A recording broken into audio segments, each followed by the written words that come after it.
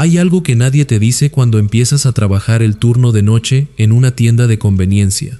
Nadie te dice que después de las 2 de la mañana, cuando ya no entra nadie, cuando el zumbido del refrigerador es el único sonido que existe en el mundo, hay momentos en que sientes que alguien te está mirando, y cuando volteas, no hay nadie. O al menos, eso es lo que quieres creer.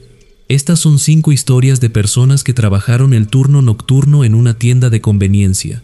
5 personas que vieron cosas que no tenían explicación. 5 personas que hasta el día de hoy no pueden entrar a un lugar así después de medianoche sin sentir que algo o alguien los está esperando.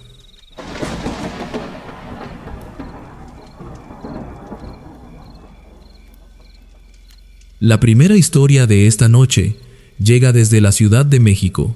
Y fíjate, yo he leído cientos de testimonios en los últimos meses, pero este tiene algo que me dejó pensando por días, porque no se trata de un evento aislado, no fue una sola noche rara, fue algo que se repitió noche tras noche, con una precisión que no tiene explicación lógica.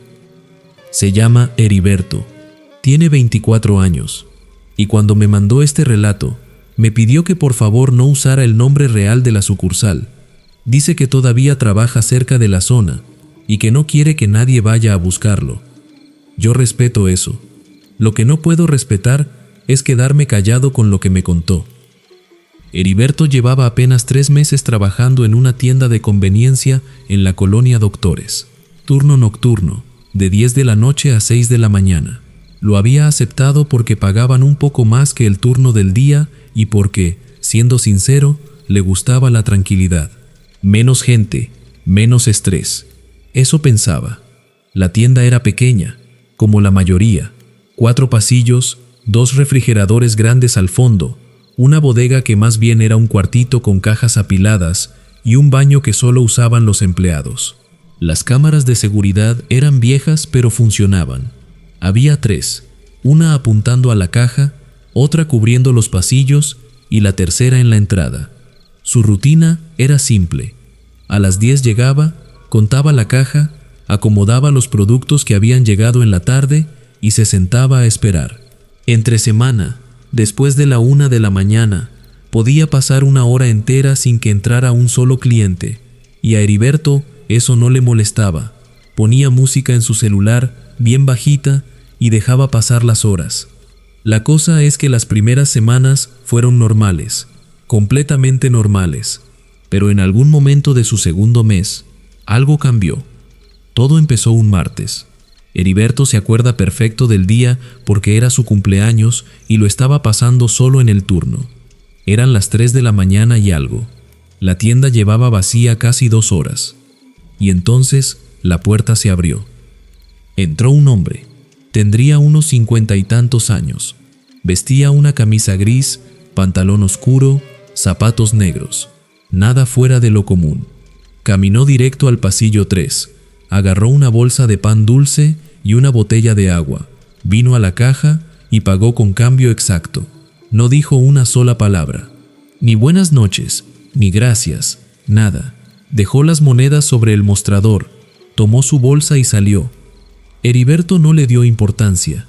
Clientes callados hay muchos, sobre todo de madrugada. Pero al día siguiente, exactamente a las 3:33, el mismo hombre volvió a entrar. Misma camisa gris, mismo pantalón, mismo pasillo, misma bolsa de pan, misma botella de agua, mismo cambio exacto, ni una palabra. Heriberto pensó que era coincidencia. Un vecino de la zona, alguien con insomnio, algún trabajador nocturno con una rutina muy marcada. Pero cuando pasó la tercera noche, y luego la cuarta, y luego la quinta, siempre a las 3:33, siempre con la misma ropa, siempre el mismo producto, siempre el cambio exacto, Heriberto empezó a sentir algo que no podía explicar.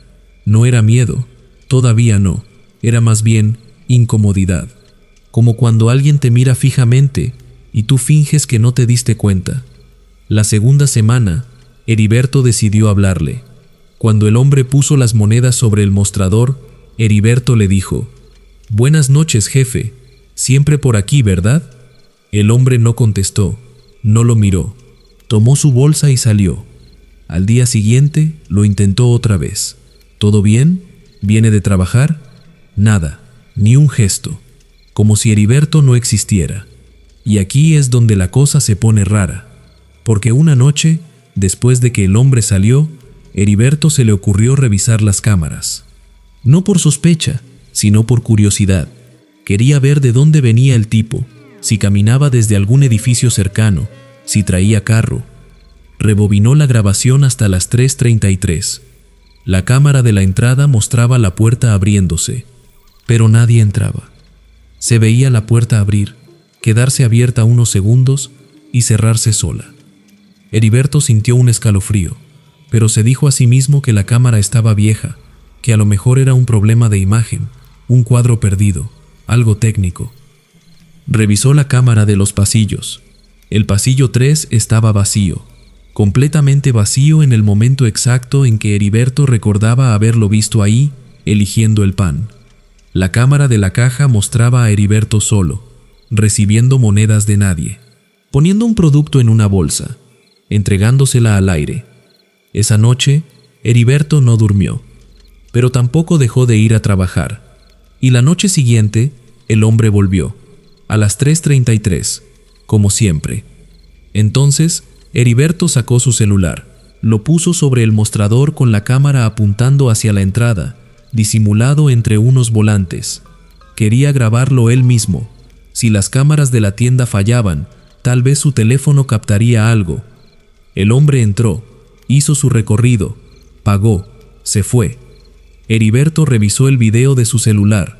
El pasillo aparecía vacío. La bolsa de pan se movía sola del estante. Las monedas aparecían sobre el mostrador sin que ninguna mano las dejara. Y en el reflejo del refrigerador del fondo, por una fracción de segundo, Heriberto pudo ver algo. No era el hombre de camisa gris. Era una silueta oscura, sin rasgos, sin forma definida, algo que estaba ahí, pero que no debería estar. Pasaron 3 semanas.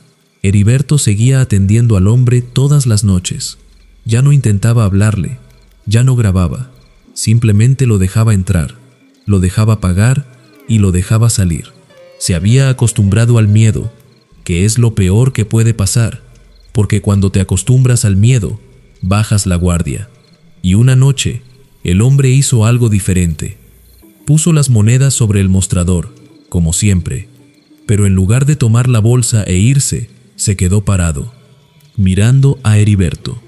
Por primera vez en casi un mes, lo estaba mirando directamente a los ojos. Heriberto sintió que el aire se le atoraba en la garganta. Las luces de la tienda parpadearon una sola vez, y entonces el hombre habló. Dijo su nombre, dijo Heriberto, así, sin más, con una voz seca, sin emoción, como si estuviera leyendo una etiqueta. Heriberto nunca usaba gafete, nunca le había dicho su nombre a nadie en el turno, no tenía redes sociales con su foto. No había forma, ninguna forma lógica, de que ese hombre supiera cómo se llamaba. El hombre tomó su bolsa, salió por la puerta y no volvió nunca. Heriberto pidió su cambio de turno a la semana siguiente. Le dijeron que sí sin hacerle muchas preguntas, porque resulta que no era el primero en pedirlo. La tienda tenía un historial de rotación altísima en el turno nocturno. Nadie duraba más de unos meses. Cuando le preguntó al gerente si alguien más había mencionado algo raro, el gerente lo miró un momento, como decidiendo si decirle la verdad o no, y le contestó: «Mira, yo no creo en esas cosas. Pero si te soy sincero, ya van como 5 que me dicen lo mismo del señor de la camisa gris». Heriberto me dijo algo al final de su testimonio que se me quedó grabado. Me dijo: «Lo que más miedo me da no es que ese hombre supiera mi nombre. Lo que más miedo me da es pensar cuántas noches me estuvo observando antes de que yo me diera cuenta de que existía. Y eso, comunidad, es lo que a mí me quita el sueño de esta historia, porque pensamos que el terror empieza cuando vemos algo extraño. Pero, ¿y si el terror empezó mucho antes y simplemente no lo notamos? ¿Tú qué crees? ¿Hay una explicación lógica para lo que vivió Heriberto? Un cliente real, con una rutina obsesiva, que simplemente no salía en las cámaras por fallos técnicos o algo que no tiene nombre ni explicación? Déjamelo saber en los comentarios, porque yo, en lo personal, creo que hay lugares que guardan cosas, presencias, memorias, y las tiendas de conveniencia que están abiertas toda la noche, esos espacios de luz artificial en medio de la oscuridad, son como faros. Y a veces, los faros no solo atraen barcos. Pero esto apenas empieza, porque la segunda historia de esta noche es, en mi opinión, todavía más perturbadora. Porque no se trata de algo que entró a la tienda, se trata de algo que siempre estuvo ahí, esperando a ser descubierto. La segunda historia de esta noche me llegó desde Guadalajara, y tengo que ser sincero contigo, cuando la leí por primera vez, pensé que era inventada. Te lo digo así, sin filtro. Pensé que alguien me estaba mandando una historia de ficción disfrazada de testimonio real. Pero luego la persona me mandó fotos del local, me mandó capturas de sus conversaciones con sus compañeros de trabajo y me mandó algo más que te voy a contar en su momento. Y cambié de opinión. Se llama Consuelo, tiene 31 años. Era encargada de turno nocturno en una sucursal al sur de Guadalajara, cerca de la zona de Tlaquepaque. Digo, era porque ya no trabaja ahí, y cuando escuches por qué, vas a entender. Esto es lo que Consuelo vivió. Consuelo conocía esa tienda mejor que su propia casa. Y no es exageración, llevaba 4 años trabajando ahí, 2 de ellos como encargada del turno de noche. Conocía cada estante, cada rincón, cada grieta en el piso. Sabía exactamente cuántos pasos había desde la caja hasta el refrigerador del fondo. 17. Sabía que la lámpara del pasillo 2 parpadeaba cuando llovía. Sabía que la puerta de la bodega trasera se trababa si no la empujabas con la cadera. La bodega era un cuarto pequeño, de unos 3 metros por 4, paredes de concreto pintadas de blanco, un foco colgando del techo, cajas de producto apiladas hasta el hombro y un olor permanente a cartón húmedo. Tenía una sola entrada, la puerta que daba al pasillo del fondo. No había ventanas, no había otra salida. Consuelo entraba a esa bodega mínimo 6 veces por turno, a buscar producto, a guardar las cajas vacías, a revisar el inventario. 4 años haciéndolo, más de 1400 noches. Y en 1400 noches, esa bodega siempre tuvo una sola puerta, hasta que dejó de tenerla. Fue un jueves de octubre. Consuelo lo recuerda porque esa semana habían cambiado el horario de verano y todo el mundo andaba desubicado con las horas. Eran como las 2:30 de la mañana. La tienda estaba vacía. Su compañero de turno, un chavo que se llamaba Ernesto, había salido a fumar. Consuelo fue a la bodega a buscar unas cajas de galletas que necesitaba para llenar el exhibidor. Empujó la puerta con la cadera como siempre. Entró, prendió la luz. Y ahí estaba. En la pared del fondo, justo detrás de las cajas de refrescos, había una puerta. No una grieta, no una marca en la pared. Una puerta, de madera oscura, con una manija metálica, como las puertas antiguas de las casas viejas de Guadalajara. Estaba ahí, empotrada en el concreto, como si siempre hubiera existido. Consuelo se quedó parada un momento, tratando de entender lo que estaba viendo. Su primer pensamiento fue que alguien la había instalado durante el día, que tal vez la empresa estaba haciendo una remodelación y nadie le avisó. Pero eso no tenía sentido, porque del otro lado de esa pared estaba el estacionamiento. No había espacio para otra habitación. Movió las cajas de refresco para verla mejor. La puerta estaba fría al tacto, más fría de lo que debería estar, y la madera tenía un olor raro, como a incienso viejo, como a iglesia cerrada. No la abrió. Algo le dijo que no la abriera. Salió de la bodega, esperó a que Ernesto volviera y le dijo que fuera a ver. Ernesto entró a la bodega y salió 10 segundos después. ¿Ver qué?, le dijo. Ahí no hay ninguna puerta. Consuelo entró detrás de él. La pared del fondo estaba lisa, concreto blanco, nada. Consuelo se convenció de que había sido el cansancio. Llevaba 3 turnos seguidos sin descansar bien. El cerebro te juega esas cosas cuando no duermes. Se lo repitió hasta que se lo creyó. Pero la noche siguiente, a las 2:40 y algo, volvió a la bodega y la puerta estaba ahí otra vez. Esta vez, Consuelo no le dijo nada a nadie. Se quedó mirándola. Tocó la madera. Estaba fría, igual que la noche anterior, y el olor a incienso era más fuerte. Puso la oreja contra la puerta. Del otro lado se escuchaba un zumbido, bajo, constante, como el sonido de los refrigeradores de la tienda, pero más grave, más profundo, como si los refrigeradores estuvieran funcionando en una habitación mucho más grande. Consuelo agarró la manija, la giró y la puerta se abrió. Lo que vio del otro lado la hizo soltar la manija y dar 3 pasos hacia atrás. Era otra tienda, idéntica. Los mismos pasillos, los mismos estantes, el mismo piso, las mismas lámparas, pero todo estaba apagado. La única luz que entraba era la de la bodega donde Consuelo estaba parada, y en esa penumbra, al fondo, sentada detrás de la caja registradora, había una persona, una mujer. Consuelo entrecerró los ojos, tratando de distinguir quién era. La mujer estaba sentada completamente inmóvil, con las manos sobre el mostrador, mirando hacia el frente.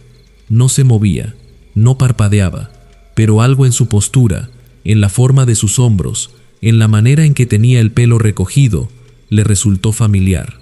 Y entonces lo entendió. La mujer era ella, era Consuelo, sentada ahí, en esa tienda oscura, con la mirada perdida, como esperando algo, o como si ya hubiera dejado de esperar hace mucho tiempo.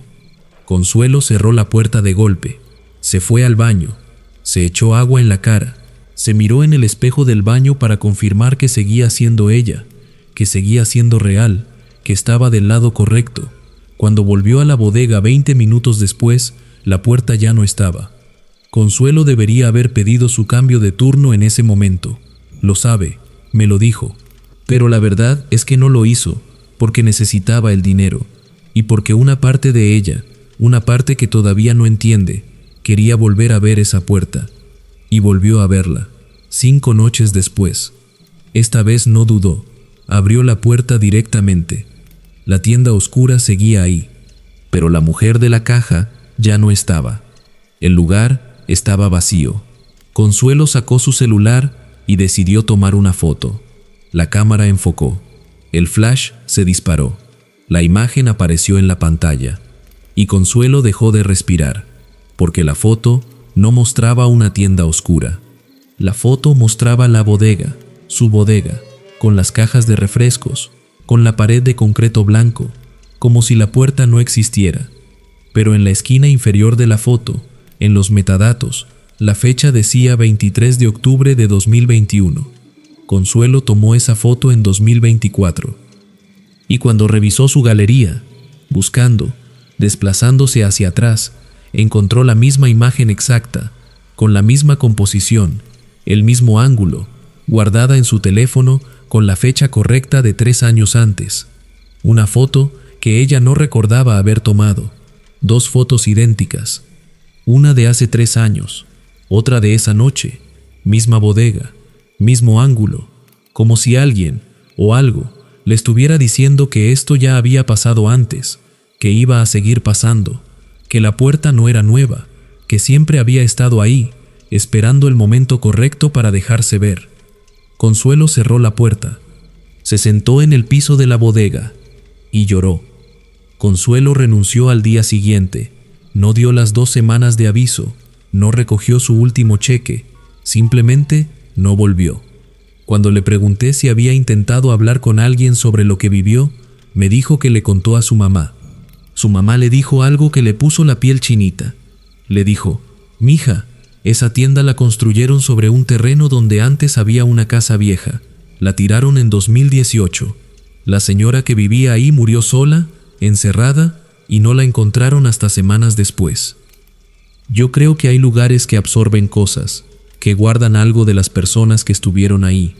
No sé si es energía, no sé si es memoria, No sé si hay una palabra científica para eso, pero lo que sí sé es que Consuelo vio algo que no debería existir, lo fotografió, y la evidencia que obtuvo era imposible. Una foto del futuro guardada en el pasado, o una foto del pasado tomada en el futuro. Como lo quieras ver, no tiene explicación. Y lo que me dejó pensando durante días fue la imagen de esa otra Consuelo sentada detrás de la caja, inmóvil, en una tienda a oscuras. Porque si esa tienda era un reflejo, un eco, una copia del lugar real, entonces, ¿quién era esa mujer? ¿Era la Consuelo del pasado, la del futuro, o una Consuelo que nunca salió de ahí? Y eso es lo que hace diferente esta historia de todas las que he narrado sobre tiendas de conveniencia. No fue algo que entró, no fue un cliente extraño ni una sombra en los pasillos. Fue un lugar dentro de otro lugar, un espejo que no debería existir. A veces pienso que las tiendas de conveniencia, esos lugares que nunca cierran, que siempre tienen la luz encendida, funcionan como umbrales. Están entre el día y la noche, entre el sueño y la vigilia, entre lo que es y lo que podría ser. Y si te quedas lo suficiente, si pasas ahí las horas que nadie más quiere pasar, tal vez esos umbrales se abren. Bueno, esa es mi teoría. Tú saca tus propias conclusiones, porque la siguiente historia no necesita teorías. Lo que Fidel vio en los monitores de seguridad de su tienda en Monterrey está grabado. Existió en una pantalla, y sin embargo, lo que esa pantalla mostraba era físicamente imposible. Voy a ser directo con esto. La historia que viene es, en mi opinión, la más inquietante de las 5. Y no lo digo por la intensidad del susto ni por lo gráfico del momento. Lo digo porque lo que Jesús vivió tiene una lógica interna que no puedes desarmar. Cada pieza encaja. Cada detalle conduce al siguiente. Y cuando llegas al final, te das cuenta de que no hay forma de explicarlo sin aceptar que algo estaba ahí que no pertenecía a este mundo. Jesús tiene 38 años. Vive en el área metropolitana de Monterrey. Trabajó como supervisor nocturno de una cadena de tiendas de conveniencia durante 10 años. 10 años recorriendo sucursales, revisando inventarios, checando que todo estuviera en orden después de medianoche. Dice que en 10 años vio de todo. Robos, peleas, gente borracha, accidentes, de todo. Pero lo que vio en la sucursal de la colonia Independencia no se parece a nada de eso. Hacía rondas por 4 o 5 sucursales cada noche. Llegaba, revisaba las cámaras, firmaba la bitácora, platicaba con los empleados y se iba a la siguiente. Cada visita duraba entre 40 minutos y 1 hora, dependiendo de si había algún pendiente. La sucursal de Independencia era de las más tranquilas. Estaba en una calle poco transitada, rodeada de casas viejas, y después de la 1 de la mañana casi no entraba nadie. Tenía un sistema de 8 cámaras de seguridad. 6 cubrían el interior de la tienda, una la entrada y otra el estacionamiento lateral. Jesús conocía ese sistema como la palma de su mano. Sabía que la cámara 3 siempre tenía un poco de estática. Sabía que la cámara 7, la del estacionamiento, se desenfocaba cuando llovía. Y sabía que la cámara 6, la que apuntaba al pasillo del fondo, cerca de la puerta del almacén, llevaba descompuesta desde hacía meses. La cámara 6 no funcionaba, no grababa, no transmitía imagen, estaba muerta. La empresa había mandado la solicitud de reparación y nunca la procesaron. Esas cosas pasan cuando eres una sucursal pequeña en una colonia que no le importa mucho a nadie. Lo que sí hacía la cámara 6 era mostrar una pantalla negra en el monitor correspondiente, un cuadro oscuro entre los otros 7 que sí tenían imagen. Jesús lo veía cada noche, un rectángulo negro. Nada más, hasta que una noche dejó de ser solo un rectángulo negro. Era un miércoles de julio. Monterrey en julio es un infierno incluso de madrugada. El calor no baja de 30 grados ni a las 3 de la mañana. Jesús llegó a la sucursal como a las 12:30. Los 2 empleados del turno estaban adelante, uno en la caja y otro acomodando producto en el pasillo 1. Jesús se sentó frente al monitor a revisar las cámaras. Todo normal. Cámara 1, la entrada, sin movimiento. Cámara 2, el pasillo de botanas, vacío. Cámara 3, un poco de estática como siempre. Cámara 4 y 5, normales. Cámara 7, el estacionamiento, vacío. Cámara 8, la bodega, sin novedad. Y la cámara 6, el cuadro negro de siempre. Pero esa noche, el cuadro negro no estaba completamente negro. Había algo muy tenue, casi imperceptible, una forma gris, vertical, en el centro de la pantalla, como una mancha de luz en una pared oscura. Jesús se acercó al monitor, ajustó el brillo. La forma seguía ahí, no se movía, no cambiaba de tamaño. Solo estaba ahí, como una columna de humo congelada en el tiempo. Le llamó la atención, pero no le dio mayor importancia. Pensó que la cámara estaba intentando volver a funcionar, que tal vez un cable se había reconectado parcialmente, que era algún tipo de interferencia eléctrica. Anotó en su bitácora que la cámara 6 mostraba una anomalía de imagen y siguió con su ronda. A la noche siguiente, cuando volvió a la sucursal, se sentó frente al monitor y buscó la cámara 6. La forma gris seguía ahí, pero se había movido. Estaba más a la izquierda que la noche anterior. Y ahora tenía algo que antes no tenía. Tenía una forma que se parecía demasiado a una cabeza. Jesús empezó a documentar lo que veía. Cada noche, cuando llegaba a la sucursal de Independencia, lo primero que hacía era revisar la cámara 6. Tomaba una foto del monitor con su celular y anotaba la hora. En la primera semana, la forma gris se fue definiendo. Pasó de ser una mancha vertical a ser claramente una silueta. Hombros, brazos, una cabeza ligeramente inclinada. Era una figura humana, o algo que imitaba la forma de una figura humana. Lo que pasa es que esa cámara estaba muerta, ¿me entiendes? No había señal, no había cable transmitiendo imagen.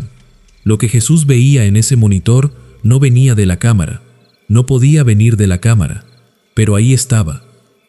La segunda semana, la figura empezó a aparecer en las otras cámaras. Jesús lo notó primero en la cámara 2. Estaba revisando el pasillo de botanas y vio, al fondo del cuadro, una silueta oscura parada entre un cliente real y el estante de papas. El cliente caminaba normalmente, agarraba un producto, se iba. La silueta se quedaba inmóvil. Y lo más perturbador era que el cliente no parecía verla, no la esquivaba, no reaccionaba, pasaba a su lado como si no existiera, pero ella sí los esquivaba a ellos. Jesús se dio cuenta de un patrón. Cuando un cliente se acercaba mucho a donde estaba la silueta, ésta se movía, daba un paso al costado, se apartaba, como si no quisiera que la tocaran, como si el contacto con una persona real fuera algo que debía evitar. Y cada noche, la silueta era un poco más nítida, un poco más definida, un poco más presente. Jesús le preguntó a los empleados si habían notado algo raro en la tienda. Los dos dijeron que no. Le preguntó a los del turno de día. Tampoco. Nadie veía nada fuera de lo normal. Solo Jesús, solo en las cámaras. Entonces, una noche de la tercera semana, la silueta hizo algo que Jesús no esperaba. Se detuvo. Estaba en el pasillo 3, según la cámara 4. Había estado caminando entre los estantes como lo hacía cada noche, pero de pronto se detuvo, giró la parte superior de su cuerpo y miró directamente hacia la cámara. No hacia el pasillo, no hacia un producto, hacia la cámara, hacia el lente, hacia el punto exacto donde Jesús estaba mirando. Jesús sintió que algo le recorría la espalda, no un escalofrío, algo más profundo, algo que le llegó hasta el estómago, porque esa cosa, lo que fuera, sabía que la estaban observando. Jesús no le dijo nada a nadie en la empresa. ¿Qué iba a decir? ¿Que una figura invisible aparecía en las cámaras? ¿Que una cámara muerta mostraba imágenes? Lo hubieran mandado al psicólogo laboral y le hubieran quitado la plaza. Pero empezó a obsesionarse. Cada noche llegaba a la sucursal y lo primero que hacía era buscar a la silueta en las cámaras, y cada noche la encontraba, a veces en el pasillo 1, a veces cerca de los refrigeradores, a veces parada junto a la caja, a menos de 1 metro de los empleados, sin que ellos la vieran. Hasta que una noche, la noche que Jesús dice que le cambió la vida, decidió hacer algo que no había hecho. Decidió ir al pasillo donde la silueta estaba apareciendo en ese momento y verla con sus propios ojos. La cámara 4 la mostraba en el pasillo 3, parada junto a los productos de limpieza, inmóvil. Jesús se levantó del monitor, caminó hacia el pasillo 3, 18 pasos desde la oficina. Llegó al pasillo, vacío. No había nada, solo estantes con productos, luz blanca de neón, el zumbido de los refrigeradores, nada más. Jesús se quedó parado ahí unos segundos, sintiendo algo que no podía ver, y volvió a la oficina. Se sentó frente al monitor. Buscó la cámara 4. La silueta seguía en el pasillo 3, exactamente donde él había estado parado. Y ahora no estaba sola, porque en la imagen, parada al lado de la silueta, había otra figura. Esta era más clara, más definida, y Jesús la reconoció inmediatamente. Era él. Se estaba viendo a sí mismo en la cámara, parado en el pasillo, al lado de la silueta. Pero Jesús ya no estaba en el pasillo. Jesús estaba sentado en la oficina, mirando el monitor. Y entonces la silueta original, la oscura, giró la cabeza hacia la cámara otra vez. Y la imagen de Jesús en la pantalla también giró. Pero el Jesús real, el que estaba sentado en la oficina, no se movió. La cámara mostraba algo que no estaba pasando, o algo que estaba pasando en un lugar que no era este. Y entonces Jesús recordó algo que debería haber recordado desde el principio. La cámara 6, la cámara que mostraba todo esto, la cámara que llevaba meses transmitiendo imágenes imposibles. Se levantó, fue al cuarto de servidores, buscó el cable de la cámara 6. El cable estaba cortado, limpiamente cortado, no desconectado, no desgastado, cortado. Alguien lo había cortado con una herramienta, y el corte no era reciente, tenía polvo encima, llevaba meses así. La cámara 6 no estaba recibiendo señal de ninguna parte. No había forma técnica, ninguna, de que transmitiera imagen. Y sin embargo, cuando Jesús volvió al monitor, ahí seguía la silueta, mirándolo desde un pasillo que existía y al mismo tiempo no existía. Jesús pidió su transferencia al día siguiente. Lo mandaron a supervisar sucursales en otra zona de Monterrey. Antes de irse, hizo algo que yo, sinceramente, no sé si hubiera tenido el valor de hacer. Le pidió al técnico de sistemas que revisara las grabaciones de la cámara 6 de los últimos 3 meses.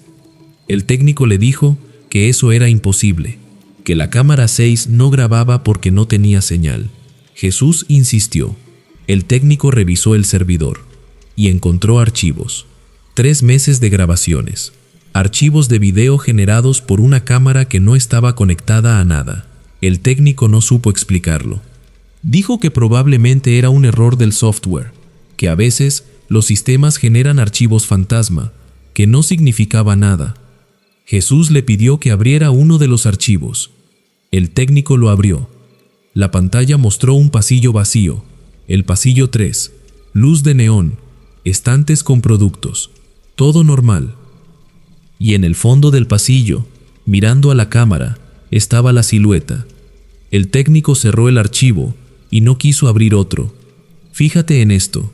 Lo que me parece más aterrador de lo que vivió Jesús no es la silueta en sí, es la idea de que algo puede existir en un espacio sin que nadie lo perciba, que puede caminar entre nosotros, esquivarnos, observarnos, y nosotros seguimos con nuestra vida sin saber que está ahí. La cámara lo veía, los ojos humanos no. Y me pregunto, ¿cuántas veces hemos estado en una tienda, en un pasillo, en una habitación, completamente convencidos de que estamos solos? ¿Cuántas veces hemos sentido esa cosquilla en la nuca, ese instinto primitivo de que alguien nos mira, y lo hemos ignorado porque al voltear no había nadie? Tal vez no había nadie que nuestros ojos pudieran ver, pero eso no significa que no había nadie. Y esa es la historia de Jesús. 10 años trabajando de noche, sin que nada lo perturbara. y bastó una cámara que no debería funcionar para mostrarle que la realidad tiene capas que preferimos no conocer. Tú que estás escuchando esto, déjame hacerte una pregunta directa, y quiero que lo pienses antes de contestar. Si tuvieras acceso a una cámara que te muestra lo que realmente hay en un lugar, lo que tus ojos no pueden ver, ¿la encenderías o preferirías no saber? Déjamelo en los comentarios, porque esa pregunta no me deja dormir. Antes de continuar, quiero hacer una pausa. Si has llegado hasta este punto, si llevas más de 30 minutos escuchando estas historias en la oscuridad, es porque esto resuena contigo de alguna forma. Porque no buscas contenido para pasar el rato. Buscas algo que te haga sentir algo real. Y eso me dice que eres parte de esta comunidad. Fíjate, yo llevo meses construyendo este espacio. Cada semana me siento a leer testimonios, a investigar, a escribir. Y lo hago porque sé que del otro lado hay personas como tú, que valoran este tipo de historias, que no quieren terror barato ni sustos de mentira, que quieren relatos que se queden contigo después de que se apaga la pantalla. Ahora, si disfrutas de este contenido y quieres que siga existiendo, hay 3 cosas muy simples que puedes hacer. Primero, suscríbete al canal. Subo historias nuevas cada semana, y te lo adelanto, las que vienen son todavía más intensas que estas. Segundo, activa la campanita, porque YouTube no siempre muestra estos videos a todos los suscriptores, y no quiero que te pierdas ninguna noche como esta. Y tercero, deja un me gusta. Parece un gesto pequeño, pero ese botón le dice al algoritmo que este contenido vale la pena, y eso permite que más personas que buscan exactamente esto puedan encontrarlo. Y si tienes tu propia historia, si has vivido algo inexplicable, algo que no puedes contarle a nadie porque te van a decir que estás loco, envíamela. Todas las historias que escuchas aquí vienen de personas reales, y la tuya podría ser la siguiente. Ahora sí, continuemos, porque nos quedan 2 historias, y la que viene tiene algo que las otras no han tenido hasta ahora. Tiene un rostro, tiene una voz, y tiene la edad de una niña. Las primeras 3 historias de esta noche tienen algo en común. Son oscuras, son frías, te dejan con una sensación de angustia en el pecho. Pero la historia que viene es diferente, no porque sea menos aterradora, sino porque tiene una tristeza de fondo que se te mete por otro lado. No te asusta, te duele, y a veces eso es peor. Rosario tiene 27 años y trabajaba en una tienda de conveniencia en el centro de Puebla. Una zona vieja, colonial, con calles empedradas y casonas que llevan siglos paradas ahí. La tienda estaba en una esquina, justo enfrente de un lote baldío rodeado por una barda de ladrillo medio caída. Rosario nunca le dio importancia a ese lote. Era un terreno vacío, con hierba crecida y basura acumulada. Uno de esos espacios que existen en todas las ciudades viejas, que nadie reclama, que nadie limpia, que simplemente están ahí, olvidados.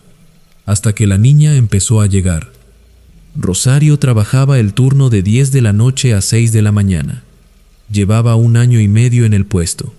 Le gustaba porque era tranquilo, y porque su compañera de turno, una señora que se llamaba Perpetua, era buena onda y le hacía compañía. Las 2 se la pasaban platicando para matar las horas muertas. La tienda era pequeña, 2 pasillos, un refrigerador grande en la pared del fondo y un mostrador con la caja al frente. Nada del otro mundo. La zona era segura, o al menos lo suficiente como para que 2 mujeres pudieran trabajar de noche sin sentirse amenazadas. Los clientes de madrugada eran pocos, y casi siempre los mismos, vecinos del rumbo que bajaban por cigarros o por una botella de agua. Rosario conocía a la mayoría por nombre. Sabía quién compraba qué y a qué hora. Era una rutina predecible, cómoda, sin sorpresas. Pero una madrugada de noviembre, a eso de las 2 de la mañana, la puerta de la tienda se abrió y entró alguien que Rosario nunca había visto. Era una niña, tendría unos 7 u 8 años, pelo negro, largo, un poco enredado. Vestía un vestido blanco con flores bordadas. como los que usan las niñas en las fiestas de pueblo. Iba descalza y estaba sola. Rosario se alarmó inmediatamente. Una niña de esa edad, sola, descalza, a las 2 de la mañana. Su primer instinto fue preguntarle si estaba bien, si se había perdido, dónde estaban sus papás. Pero antes de que Rosario pudiera decir nada, la niña caminó directamente al refrigerador, abrió la puerta, sacó un refresco de uva, lo puso sobre el mostrador y dejó una moneda al lado. No dijo una palabra, no levantó la vista, no hizo contacto visual. Rosario miró la moneda. Era una moneda de 1 peso, pero no como las actuales. Esta era más grande, más pesada, de un color plateado opaco. Tenía un diseño que Rosario no reconoció. Parecía antigua. Rosario le dijo: «Oye, chiquita, ¿estás bien? ¿Dónde está tu mamá?». La niña no contestó. Tomó el refresco y caminó hacia la puerta. Rosario salió del mostrador para seguirla. Cuando llegó a la puerta y miró hacia afuera, la calle estaba vacía. No había nadie, ni la niña, ni un adulto esperándola, ni un carro, nada. Como si se la hubiera tragado la noche. Rosario volvió adentro. Le contó a Perpetua lo que había pasado. Perpetua le dijo que probablemente era una niña del barrio, que a veces los niños de por ahí andan en la calle hasta tarde. Rosario quiso creerle, pero algo no le cuadraba. El vestido, los pies descalzos, la moneda. Al día siguiente, Rosario buscó la moneda en internet. Era 1 peso mexicano de 1978. Llevaba casi 50 años fuera de circulación. La niña volvió 5 días después. Misma hora, las 2 de la mañana, más o menos. Mismo vestido blanco, mismos pies descalzos, mismo refresco de uva, misma moneda antigua. Y otra vez se fue sin decir una palabra. Rosario empezó a ponerle atención a los detalles. La niña nunca parpadeaba, o al menos Rosario nunca la vio parpadear. Caminaba sin hacer ruido. Sus pies descalzos sobre el piso de la tienda no producían ni un solo sonido, y siempre olía a algo, un olor dulce, como a flores marchitas, como a cempasúchil viejo, como a ofrenda de muertos que lleva días sin cambiarse. La tercera vez que apareció, Rosario intentó otra cosa. Le habló con suavidad, como le hablaría a una niña asustada. «Oye, bonita, ¿cómo te llamas?» «Nada. ¿Vienes de por aquí cerca?» La niña tomó su refresco y caminó hacia la puerta, pero antes de salir se detuvo, y por primera vez levantó la mirada y vio a Rosario a los ojos. Sus ojos eran oscuros, tan oscuros que no se distinguía la pupila del iris, y tenían una expresión que Rosario no pudo descifrar en el momento. No era miedo, no era tristeza, era algo más parecido a la resignación, como la mirada de alguien que sabe algo que los demás todavía no entienden. La niña levantó una mano y señaló hacia afuera, hacia la calle, hacia el lote baldío de enfrente, y se fue. Después de esa noche, Rosario hizo algo que no había hecho en 1 año y medio trabajando ahí. Le preguntó a los vecinos sobre el lote baldío. Una señora mayor que vivía en la casa de al lado le contó la historia. Hace poco más de 20 años, en ese terreno había una casa de 2 pisos. Una familia vivía ahí, un matrimonio con 3 hijos. Una noche hubo un accidente. Un camión de carga perdió los frenos, se subió a la banqueta y se estrelló contra la fachada de la casa. La estructura colapsó. Murieron el padre y la hija menor. La madre y los otros 2 hijos sobrevivieron, pero se mudaron y nunca volvieron. La casa quedó en ruinas, la demolieron y el terreno quedó abandonado desde entonces. La hija que murió tenía 7 años. Rosario sintió un nudo en la garganta. Le preguntó a la señora cómo se llamaba la niña. La señora no se acordaba, pero le dijo que la enterraron con su vestido favorito, uno blanco con flores bordadas que le habían regalado para su primera comunión. Rosario no durmió esa noche. La siguiente vez que la niña apareció, Rosario no le preguntó nada, solo la atendió, le dio su refresco de uva, recibió la moneda antigua, y cuando la niña caminó hacia la puerta, Rosario le dijo, con la voz quebrada: «Cuídate mucho, chiquita». La niña se detuvo un momento. No volteó, pero su cabeza se inclinó ligeramente, como si hubiera escuchado, como si esas palabras significaran algo, y salió. La última vez que la niña apareció fue un martes de diciembre. Entró como siempre, fue al refrigerador, sacó el refresco de uva, lo puso sobre el mostrador, dejó la moneda, pero esta vez no tomó el refresco, lo dejó ahí, sobre el mostrador, sin abrirlo, y cuando Rosario miró la botella, vio algo que le heló la sangre. En la etiqueta del refresco, escrito con marcador negro, con una letra temblorosa, infantil, como de una niña que apenas estaba aprendiendo a escribir, decía su nombre: Rosario. La niña salió de la tienda. Rosario corrió detrás de ella. Llegó a la puerta. La calle estaba vacía. El lote baldío de enfrente, silencioso, con la hierba meciéndose en el viento frío de diciembre. La niña no volvió a aparecer. Rosario guardó la botella. «Todavía la tiene», me mandó una foto. Y sí, ahí está su nombre, escrito en marcador negro sobre la etiqueta, con esa letra irregular, despareja, de alguien muy joven. También guardó las monedas. Tiene 4, todas de 1978, todas idénticas. Rosario sigue trabajando en turnos nocturnos, pero pidió su cambio a otra sucursal. Dice que no le tiene miedo a la niña. Dice que nunca le tuvo miedo. Lo que le da miedo es la tristeza que sintió cada vez que la vio, porque dice que esa niña no estaba ahí para asustar a nadie. Estaba ahí porque no tenía otro lugar a donde ir.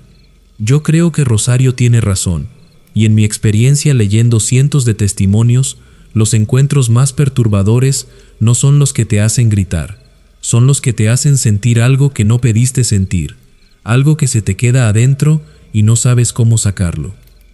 Esa niña llevaba décadas repitiendo un gesto simple: comprar un refresco, como si fuera lo último que hizo en vida, como si en algún rincón del tiempo esa acción se hubiera quedado grabada, repitiéndose para siempre en un lugar que ya ni siquiera existe. Y lo del nombre en la botella, eso sí me quita el sueño, porque significa que la niña sabía quién era Rosario, la reconocía. Tal vez era su forma de decir gracias, o tal vez era su forma de decir adiós. Si alguna vez alguien te dice que los fantasmas son malvados, que todas las presencias son peligrosas, cuéntale esta historia, porque a veces lo que queda del otro lado no es odio ni venganza, a veces es solamente un gesto incompleto, una rutina que se niega a desaparecer, una niña buscando la normalidad que le quitaron demasiado pronto. Pero no te relajes todavía, porque la última historia de esta noche no tiene nada de tierna.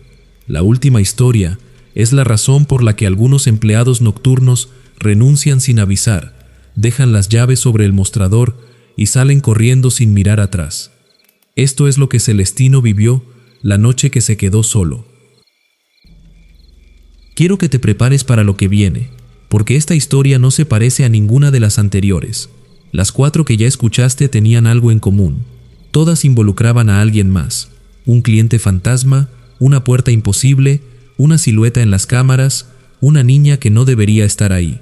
Siempre había un otro, algo externo, algo que venía de afuera. Pero en esta historia no hay un otro. En esta historia, lo que aterroriza a Celestino es él mismo, o algo que se parece demasiado a él. Celestino tiene 44 años. Vive en Coatzacoalcos, Veracruz. Trabajó 23 años en tiendas de conveniencia, casi todos en el turno de noche. Es de esas personas que ya llevan tantos años haciendo algo que el trabajo se les volvió parte de la identidad. Celestino era el turno nocturno. No le molestaba la soledad, no le molestaba el silencio, no le molestaban las horas muertas.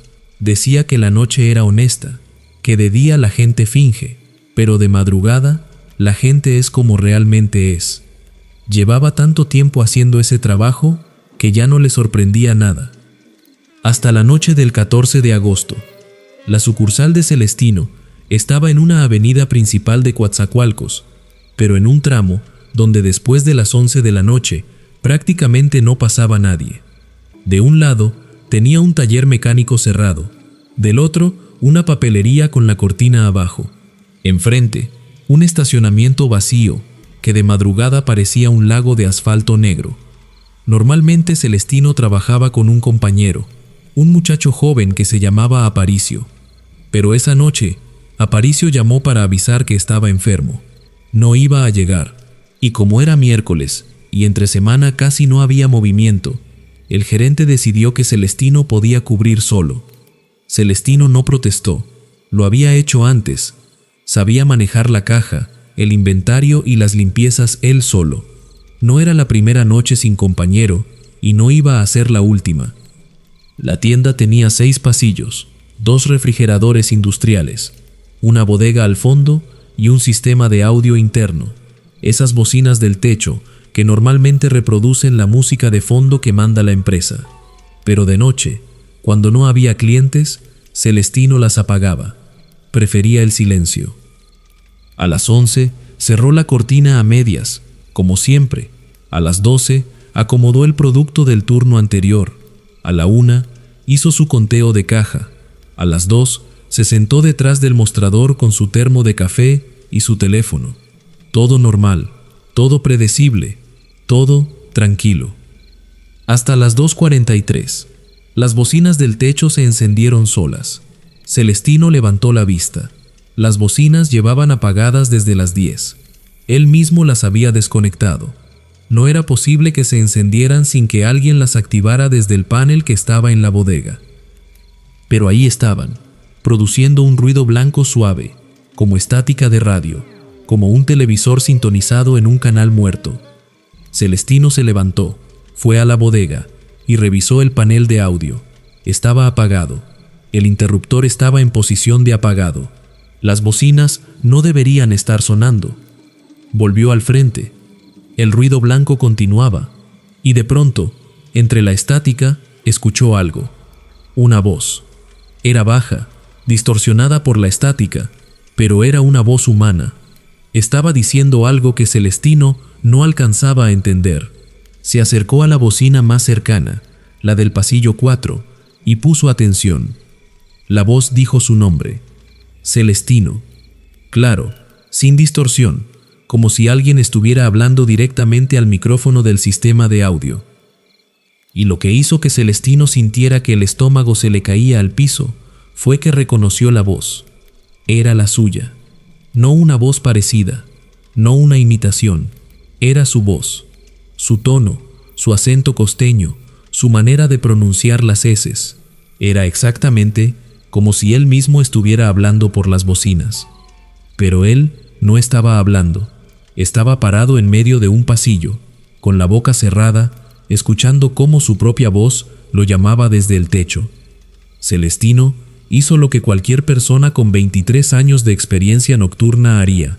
Revisó la tienda entera, pasillo por pasillo, bodega, baño, atrás del mostrador, afuera, en la banqueta. No había nadie. Estaba completamente solo. Las bocinas se apagaron solas después de unos minutos. El silencio volvió. Celestino se sentó detrás del mostrador y trató de calmarse.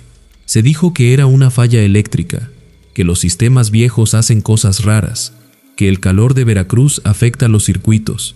Pero media hora después, algo más pasó.